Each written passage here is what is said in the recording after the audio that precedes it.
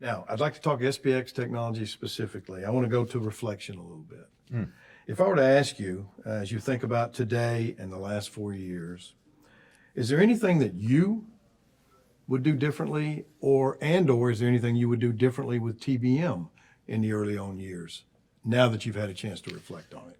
Yeah, so that's an interesting point, because the most important answer is absolutely. Sure. I would say anyone who thinks that their It was journey has done been perfect. Yeah, that's right. they've probably left Sure. something behind. Yeah.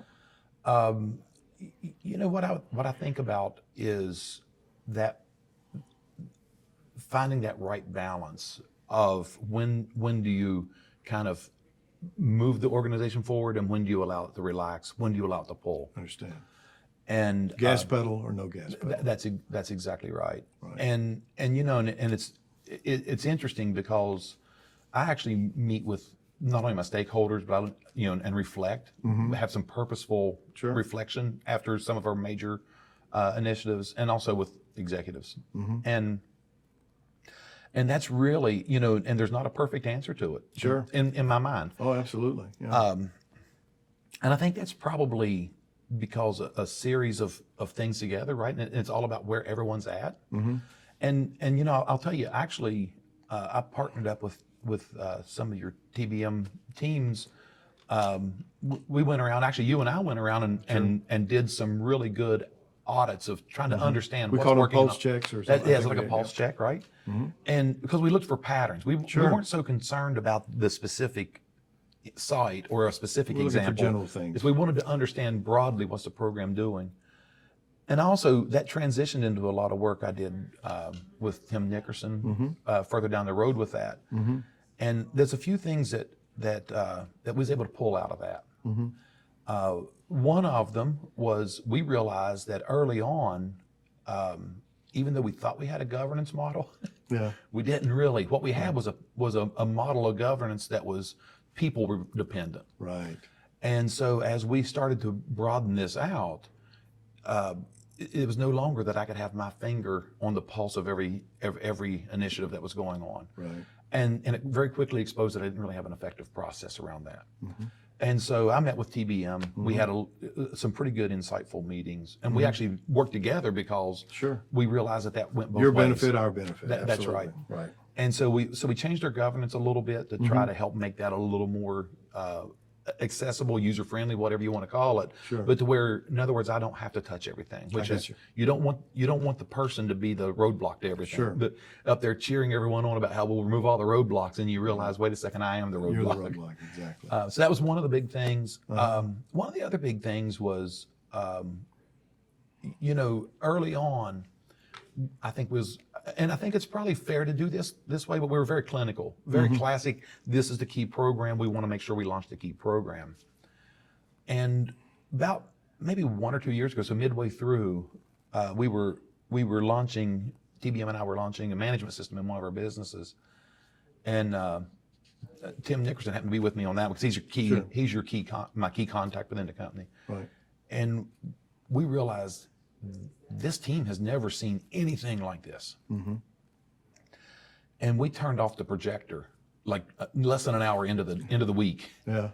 And we sent everybody out for like a 10-minute break. It was like, hey, we've been here for a while. Let's take a little break. What it really was, we were scrambling. Sure. And we sat down and we talked about it, and we said, this isn't going to work. Let's do it more like a fireside chat. And but we had to quickly align to what are we going to show them, and what are we going to talk to them about. Sure.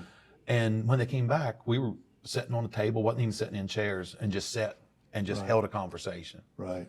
And the reason I share that with you is because now we have adopted that approach a little bit more formally now, to where we go in and think about it. How far should we take them? Sure. Maybe we scale this down a little bit. And Never perfect, but trying for better. trying for better after every one of them. I have another experience with other clients. We call that the on ramp. Yeah. We're going down the interstate, but we have to recognize that some enter at this particular on ramp, some will enter on this particular on ramp. Yeah. But oh, by the way, we're all getting on the same highway. You're gonna get on that highway. So, and that's a difficult thing to understand all the time. It really is. And I'll tell you how I think about it is, and this is a reflection on me more than anything else, is, no one adopts change until they see the value in that change. Sure. And so the false assumption that was in my head, and I'm really specifically being about me and no one else, because it's not fair to incriminate others' thinking on this one.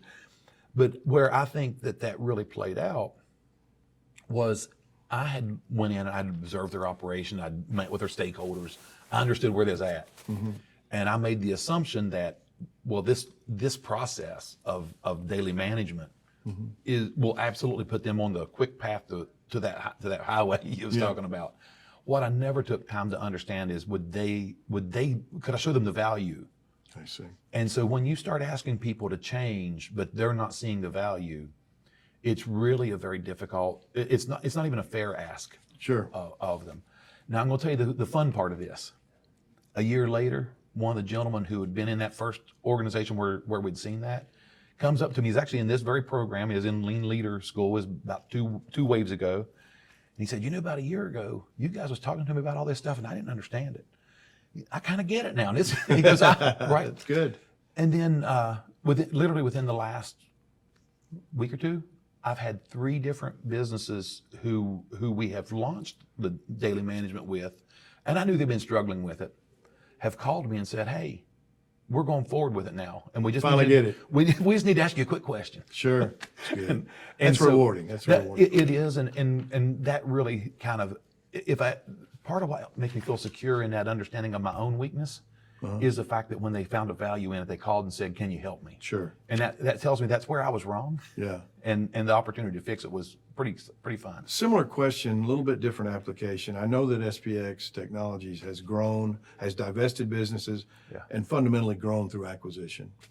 So as you think about this and some of the challenges, the on-ramp thought, people are different, things are different. Do you think the leadership model and the lean initiatives will always be core with every acquisition that you make? Yeah, they really are. And one of the things I think we're doing very well with that is part of how we assess when we're going through that M&A process is how should we do that? And there's been some examples where we've said, look, we need to go in very strong and go immediately. I see. There's been some where we've said we're not quite ready for that. We're not ready to catch it. And so, we play it a little bit soft. We allow, and what I mean by soft is we allow to wait to see that opportunity and that readiness to catch it. Right. Because, one of the things that, again, this is one of the things I really admire and enjoy about working in SPX is, I can make a lot of mistakes. The one I better not make is not respecting people. I get more accountability about respecting people. Sure. And so we really have to find that balance. Sure. And I'll tell you, is every balance perfect? I'd say no, but we do look for that, and it's really been working for us. Good. I mean, we really feel good about how well people are integrating. Sure. And this class is actually part of it. We have out of our classes are usually 15 people, maybe 20 to max, but usually somewhere between 20-25% are from acquisitions. Sure. And so even if it's a soft start, but we're getting the people developed, You get ready the to catch grassroots it. learning, yeah. That's right. planting It's seeds. part of it. All right? Sure. Good.